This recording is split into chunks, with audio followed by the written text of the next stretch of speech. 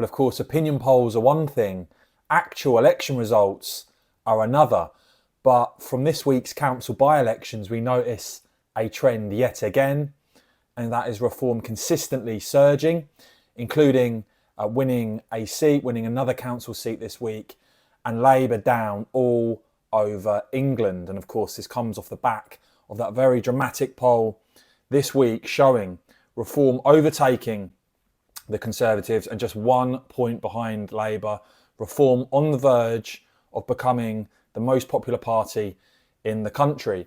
We start off this week in Runnymede, where you can see an independent candidate there actually winning, but you see Conservatives down, Labour down substantially there, over 12 points to below 5% of the vote, and Reform standing for the first time on 11. The Lib Dems up 12 there as well.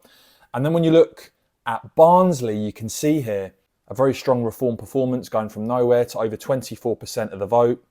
And interesting here, the Lib Dems down slightly though, winning it, holding the seat, but Labour down there over 18 points and the Tories down, well, their vote basically halving. So clearly Reform the main challengers to the Lib Dems there. Meanwhile, a seat in Wakefield, a council seat in Wakefield, and you can see something very interesting here as well. Labour holding it, but down 30 points, over 30 points down the Labour vote there. The Lib Dems and Reform both way ahead of the Conservatives, down to below 7% of the vote, their vote more than halving there. And then in Essex, in Stock, very safe Conservative seat, the Tories holding on here. But again, down 23 points here, the Conservatives, with Reform going from nowhere to close to 35% of the vote. And you just see there the Lib Dems and Labour both around only 5% of the vote.